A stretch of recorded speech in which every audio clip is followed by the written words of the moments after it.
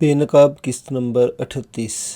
ہیر سے بچھڑنے کی خبر کا جو رد عمل رانجھے پر ہوا ہوگا، تقریباً وہی کیفیت پنو کی اس وقت ہوئی ہوگی جب اسے سسی کے غرقاب ہونے کی خبر ملی ہوگی۔ بالکل اس طرح کی حالت میری اس وقت ہوئی جب مجھے یہ خبر سنائی گئی کہ بالکل آخری لمحوں میں میرا نام وزارت کی فہرست سے نکال دیا گیا ہے۔ مجھے اپنے کانوں پر یقین نہیں آیا، لیکن خبر لانے والا کوئی اور نہیں، میرارجی کا بیٹا کانتی تھا۔ سکندر بھائی، ابھی بھی وقت ہے، آپ پتا جی سے بات کریں گے؟ مگر میں اس سوچ میں گم رہا کہ اگر انہوں نے مجھے نکال باہر کرنے کا فیصلہ کر ہی لیا ہے تو اب میں ان سے کیا بات کر سکتا ہوں؟ دیسائی صاحب ایسا نہیں کر سکتے، میرے برابر بیٹھے ہوئے دیو جی وجے نے کہا، اور اگر انہوں نے ایسا کیا تو کیبنٹ سے انہیں مجھے بھی باہر کرنا ہوگا۔ ان کے لہجے میں وہی ایک مخصوص قطعیت تھی جس کی وجہ سے وہ مشہور تھے کہ تاؤ کسی فیصلے پر پہنچنے سے قبل ایک لفظ زبان سے نہیں نکالتے ہیں، لیکن فیصلہ کر لینے کے بعد بھگوان بھی اس میں ترمیم نہیں کروا سکتا۔ اٹھو کانتی، میں چلتا ہوں تمہارے ساتھ، انہوں نے اپنی جگہ سے اٹھتے ہوئے کہا۔ آپ رہنے دیں، کچھ نہیں ہو سکتا، میں نے انہیں نیم دلی سے روکتے ہوئے کہا، ورنہ اندر سے تو میں بھی یہی چاہتا تھا کہ وہ اپنا بھرپور اثر و رسوخ استعمال کریں اور لیلا وزارت جو اچانک مجھ سے دور کی جا رہی ہے اسے دوبارہ میری جھولی میں ڈال دیں۔ تم کہیں جانا نہیں اور فون بھی فارغ رکھنا، انہوں نے جانے سے قبل آخری ہدایت جاری کی۔ پھر یہ دیکھے بغیر کہ کانتی ان کے پیچھے آ بھی رہا یا نہیں، وہ کمرے سے نکل گئے۔ میری ناکامی کی ذمہ دار ارتقا اور وجے دونوں میرے دائیں بائیں موجود تھے، لیکن میں اس پوزیشن میں نہیں تھا کہ انہیں کچھ کہہ سکتا۔ مجھے کابینہ سے ہٹانے کا مطلب یہ ہے کہ میرارجی نے امریکیوں سے بھی بات کر لی ہے، میں نے سوچا، اور یقیناً انہوں نے وہی بات کی ہوگی جس بات کا ایڈوانی وغیرہ پروپیگنڈا کر رہے ہیں۔ میں اپنی ناکامی کی وجوہات پر غور کر رہا تھا۔ ہم تینوں ہی اپنی جگہ سوچوں میں گم تھے اور کمرے میں کانتی کے جانے کے بعد سے مستقل خاموشی تھی۔ سکندر، ایسا نہیں ہو سکتا کہ ارتقا نے سکوت کے دریا میں آواز کا پہلا پتھر پھینکتے ہوئے کہا، لیکن میں نے اس کی بات درمیانی سے اچک لی۔ ارتقا پلیز، مجھے کچھ دیر کے لیے تنہا چھوڑ دو، میں نے اس سے درخواست کی، لیکن میرے لہجے میں نہ جانے وہ تلخی کیسے آ گئی جو خود مجھے بھی بری محسوس ہوئی تھی۔ میں نے زبان سے تو نہیں کہا تھا، لیکن جس انداز سے میں نے ارتقا کو مخاطب کیا تھا وہ بالکل ایسا تھا جیسے کہہ رہا ہوں کہ اس تمام تباہی کی ذمہ دار تم اور وجے ہو۔ ارتقا کچھ دیر تو مجھے خاموشی سے دیکھتی رہی، پھر اس نے نگاہوں میں وجے سے کچھ کہا اور وہ دونوں اٹھ کھڑے ہوئے۔ جو حکم آپ کا سکندر صاحب، ارتقا کمرے سے باہر جاتے ہوئے کہا، اور وجے اس کے پیچھے پیچھے بغیر کچھ کہے کمرے سے باہر نکل گیا۔ میں اپنے فقرے پر شرمندہ تھا، لیکن ارتقا کی اس انداز نے اچانک میرا پارا چڑھا دیا۔ جو کچھ ہوا ہے اس کی ذمہ دار صرف اور صرف یہ لڑکی ہے، میں نے سوچا، اور اب بجائے معذرت کرنے کے آنکھیں دکھانے کی کوشش کر رہی ہے۔ میرے اندر سے ایک آواز آئی اور اس کے ساتھ ہی مجھے مدن لال کی لاش کے اسپتال سے چیتا تک کے سفر کی ایک ایک بات یاد آنے لگی۔ اسپتال میں انسپکٹر وجے کو لے کر ہمارے کمرے میں آیا تھا تو اس کا چہرہ پوری طرح زرد تھا۔ وہ بغیر کچھ کہے ہمارے سامنے کرسی پر آ کر بیٹھ گیا تھا۔ انسپکٹر، میں نے گفتگو کی ابتدا کرتے ہوئے کہا، کیا یہ ممکن ہے کہ آپ مجھ پر اعتماد کرتے ہوئے قتل کے ایک ملزم کو کچھ دیر کے میری ضمانت پر یہاں تنہا چھوڑ دیں؟ میں جانتا تھا کہ انسپکٹر کو اس پر کوئی اعتراض نہیں ہوگا، لیکن میں نے یہ بات وجے سے آئندہ کی گفتگو کا خاکہ ذہن میں بناتے ہوئے کہی تھی۔ ٹھیک ہے سر، جیسا آپ کہیں، انسپکٹر میرے توقعات کے عین مطابق کہا اور کمرے سے باہر چلا گیا۔ انسپکٹر کے جانے کے بعد بھی کچھ دیر تک کمرے میں اسی طرح خاموشی رہی۔ وہ دونوں متوقع تھے کہ میں گفتگو کا آغاز کروں، لیکن میں خاموشی کے وقفے کو طول دیتا رہا، یہاں تک کہ وجے سے ضبط نہ ہو سکا اور اسی نے گفتگو کی ابتدا کر دی کہ آپ کو اب اس بات کا یقین ہے کہ میں نے ہی مدن لال کو قتل کیا ہے؟ اس نے آخرکار کہہ ہی دیا۔ شاید وہ میرے انسپکٹر سے کہے ہوئے جملے کی جانب اشارہ کر رہا تھا۔ میں تم پر کوئی شبہ کرنے کی پوزیشن میں اس لیے نہیں ہوں کہ کچھ لوگوں کا خیال ہے کہ مدن لال کو کسی اور نے نہیں بلکہ میں نے قتل کیا ہے تاکہ تمہیں اس شبے میں گرفتار کروا کر ارتقا کے ساتھ گلچھڑے اڑا سکوں۔ میں نے پورے سکون کے ساتھ وہ فکرہ ادا کیا جو میں نے اس کے کمرے میں داخل ہونے سے پہلے سوچ رکھا تھا۔ میری بات وجے کی سمجھ میں بالکل نہیں آ سکی۔ وہ حیرت سے کبھی مجھے اور کبھی ارتقا کو دیکھتا رہا۔ یہ بکواس کون کر رہا ہے؟ وجے کے چہرے پر آہستہ آہستہ وہی رنگ آ رہا تھا جس سے میں اب تک دیکھتا رہا تھا۔ موت کی دبے پاؤں آمد سے پیدا ہونے والی ہلکی سی چاپ سے اس کے چہرے پر ایک زردی سی چھا رہی تھی، اب وہ آہستہ آہستہ دور ہوتی جا رہی تھی۔ یہ جو کچھ کہہ رہے ہیں حقیقت ہے وجے، ارتقا نے پہلی بار گفتگو میں حصہ لیتے ہوئے کہا۔ ایل کے اڈوانی یہاں پر بات کہہ چکے ہیں اور ان کے خیال میں کہ اس خالص دھرم کے معاملے میں وہ کسی کی بھی پرواہ نہیں کریں گے، مگر آپ کے اور مدن لال کے تعلقات کے بارے میں وجے جو کچھ کہنا چاہ رہا تھا وہ میں جانتا تھا، اس لیے میں نے اس کی بات کاٹ دی۔ محبت، جنگ اور سیاست میں ہر چیز جائز ہے وجے، میں نے مروجہ محاورے میں تھوڑی سی ترمیم کرتے ہوئے کہا۔ اڈوانی اپنی اہمیت جتانا چاہتا ہے، وہ شور مچانے کی دھمکی دے کر بلیک میل کرنا چاہتا ہے اور اس بلیک میلنگ کے ذریعے وزارت تک پہنچنا چاہتا ہے۔ اسپتال تک آتے ہوئے اس کے پاس درخواست کرنے اور خوشامدانہ رویہ اپنانے کے سوا اور کوئی راستہ نہ تھا اور وہ اسی پر چل رہا تھا۔ لیکن یہاں پہنچنے کے بعد جیسے اسے اندازہ ہوا کہ تمہاری حماقت سے اس کا پلڑا بھاری ہو گیا ہے، اس نے فوری طور پر اس کا فائدہ اٹھانا چاہا اور منہ سے جھاگ بھاتے ان پر ایسے الزامات عائد کیے جنہیں تم سنو گے تو۔ میں نے اپنی بات ادھوری چھوڑ دی۔ اس کی وجے ایک دم اپنی اصلیت کی طرف لوٹ گیا تھا۔ اس نے یہ خیال کیے بغیر کہ ارتکابی ہوا موجود ہے، بآواز بلند ایڈوانی کو گالی دی تھی۔ اگر گالی ہی مسئلے کا حل ہوتی وجے تو میں اس سے کہیں زیادہ بری گالیاں اسے دے چکا ہوتا۔ میں نے اس کی بات کا کوئی اثر قبول نہ کرتے ہوئے کہا، لیکن ساتھ مجھے اس بات کی خوشی بھی تھی کہ وجے اب پوری طرح میری گرفت میں آتا جا رہا ہے۔ مجھے نہیں معلوم کہ سکندر صاحب کی مجھے کیا کرنا چاہیے۔ اس نے کچھ دیر خاموش رہنے کے بعد کہا، لیکن اتنی بات میں جانتا ہوں کہ اس طرح کے لوگوں کا کیا حشر کرنا چاہیے۔ وہ ایک بار پھر ہتھے سے اکڑ گیا تھا۔ تمہارے اسی جذباتی انداز نے ہی تو تمام مصیبتیں پیدا کی ہیں، میں نے اسے سمجھانے والے انداز میں کہا۔ تمام لوگ تمہیں سمجھاتے رہے کہ مدن لال والے معاملے میں تمہیں اتنا انتہا پسندانہ رویہ نہیں اپنانا چاہیے، لیکن تم نے وہی کیا جس کا تم نے فیصلہ کیا تھا، اور اب بھی تم وہی کر رہے ہو جس سے تمہیں روکا جا رہا ہے۔ آپ اس تکلیف کا اندازہ کر سکتے ہیں جو مدن لال نے مجھے پہنچائی تھی۔ اس کی گفتگو کا رخ اچانک مڑ گیا تھا۔ آپ تصور کر سکتے ہیں کہ ایک بچے کو جب اس کے ساتھی حرامی کہہ کر بلاتے ہوں گے تو اس کی کیا حالت ہوتی ہوگی۔ آپ سوچ بھی نہیں سکتے کہ وجے میری بات سنو۔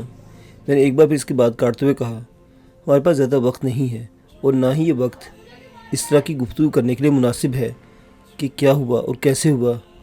اور وجے نہ چاہنے کے باوجود خاموش ہو گیا۔ جو نہیں ہونا چاہیے تھا وہ ہو چکا ہے، اس لیے بہتر ہے کہ اب سوچ لو کہ کیا ہونا چاہیے اور اسی پر عمل کرو۔ میں نے اسے دوبارہ اپنی متعین کردہ راہ پر لاتے ہوئے کہا، میں آپ سے کہہ چکا ہوں کہ میرا ذہن کام نہیں کر رہا، اس لیے جو آپ کہیں گے میں ویسا ہی کروں گا۔ اس نے ہتھیار ڈالتے ہوئے کہا، کیا یہ ممکن ہے کہ تم ایک بیٹے کی طرح مدن لال کی آخری رسومات ادا کرو؟ میں نے براہ راست اپنے مطلب پر آتے ہوئے کہا، آپ اگر یہ کہیں گے کہ میں اس کے قتل کا اعتراف کر لوں تو میں یہ بھی کرنے کو تیار ہوں۔ اسے دو ٹوک لہجے میں کہا، لیکن اس کے ایک لفظ کے آگے وہ خاموش ہو کر ارتقا کو دیکھنے لگا۔ لیکن کیا؟ میں ان دونوں کے درمیان نگاہوں کے پیغام کو سمجھنے سے قاصر تھی، اس لیے بول پڑا، لیکن یہ سکندر صاحب کی وجے مسلمان ہو چکا ہے۔ ارتقا نے عجیب انکشاف کرتے ہوئے کہا، وجے مسلمان ہو چکا ہے؟ میں نے پوری طرح حیرت زدہ آواز کے ساتھ کہا، جی ہاں۔ ارتقا نے پورے اعتماد کے ساتھ کہا، اور اس بات سے قاری محمد یوسف اور میرے سوا اور کوئی واقف نہیں ہے۔ ارتقا کے لہجے سے کسی طور بھی یہ ظاہر نہیں ہو رہا تھا کہ وہ جھوٹ بول رہی ہے، تب بھی اس میں پریشانی کی کیا بات ہے؟ میں نے اس کی بات سننے کے بعد کہا، میری اصل پریشانی یہ تھی کہ کانتی کے فون کرنے کے بعد اسپتال میں رہنماؤں کی آمد شروع ہو جاتی، اس کے بعد شاید ہمیں اس طرح سے بات کرنے کا موقع ملتا۔ ایک مسلمان کی حیثیت سے کیا میں چیتا میں آگ لگا سکتا ہوں؟ وجے نے وہ سوال کیا جس کی وجہ سے وہ پریشان تھا۔ میری معلومات اس ضمن میں 0 سے زیادہ نہیں ہیں، میں نے اپنی کم مائیگی کا اعتراف کرتے ہوئے کہا، لیکن اگر تم اس سے کسی بھی وجہ سے انکار کرو گے تو یہ ذمہ داری پوری کروں گا۔ میں نے حتمی لہجے میں کہا، تمہارے لیے وہ جو کچھ بھی تھا لیکن میرے لیے پتا سمان تھا۔ مدن لال کا ذکر کرتے ہوئے اس کے لیے تھا کا لفظ استعمال کرنا مجھے کچھ عجیب سا محسوس ہو رہا تھا، اس لیے میں تھوڑا سا جذباتی بھی ہو گیا تھا۔ زندگی میں پہلی بار آج مجھے احساس ہو رہا ہے کہ میرے سر پر کوئی چھت نہیں ہے۔ میں نے بھرائے ہوئے لہجے میں کہا، آج میں جو کچھ بھی ہوں وہ صرف مدن لال کی مہربانی سے، لیکن تم اس بات کو کیا سمجھو گے؟ تمہارے نزدیک تو وہ…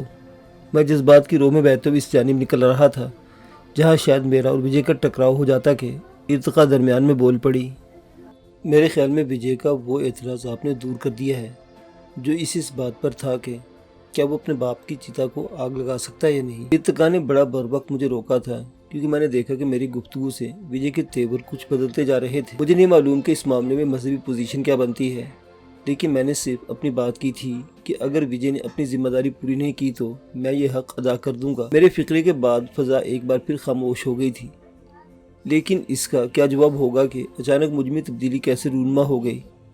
وجے ایک کے بعد دوسرا اعتراض کیا جا رہا تھا، نہ کوئی سوال ہوگا اور نہ کوئی جواب ہوگا۔ جو کچھ مخالفتیں تھیں وہ اس کی زندگی کے ساتھ تھیں۔ مرنے والے کو برا کہنا خود سب سے بڑی برائی ہے۔ ارتقا ہر بار کی طرح اس بار بھی مسئلے کے حل کے ساتھ موجود تھی۔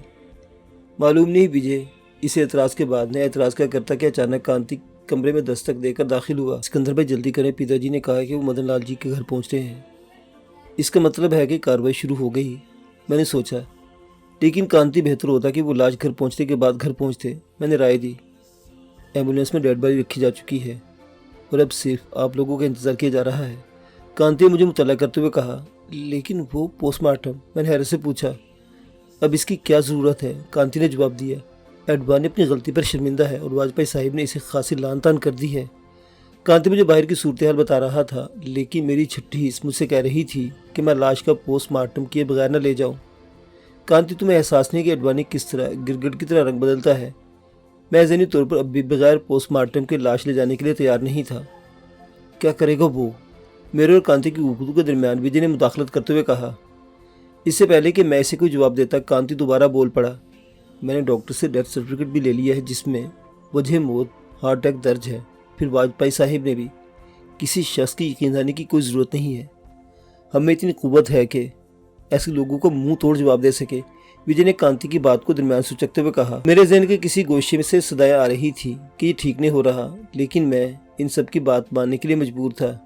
विजय, आप आगे चले, कांति ने विजय से बराह रास्त मुखातिब होते हुए कहा, और हम एक दूसरे से हैरत से देखने लगे। तो क्या विजय के खिलाफ अब कोई चार्ज नहीं?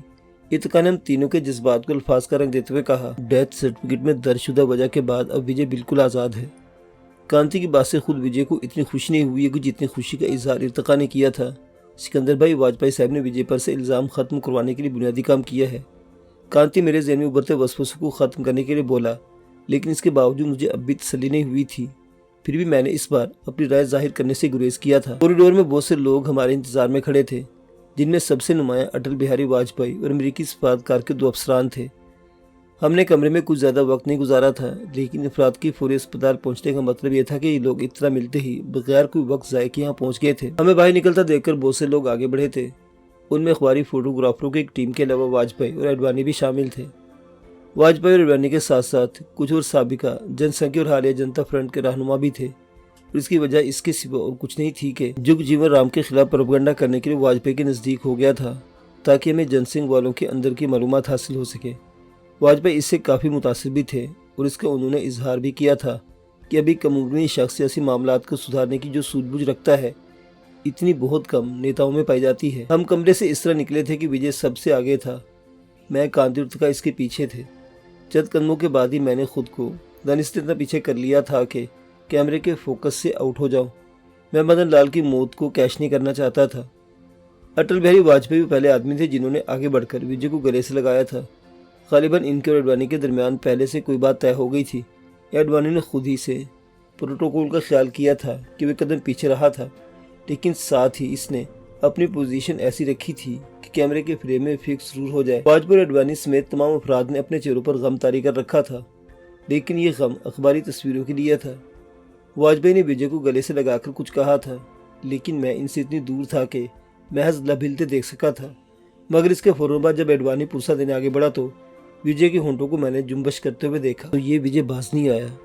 मैंने एडवानी के कानों के करीब विजय के हिलते होंठों को देखकर सोचा, विजय यकीनन एडवानी को धमका रहा होगा। मैंने अपने बिल्कुल पीछे इर्तिका की सरसराती आवाज़ सुनी थी।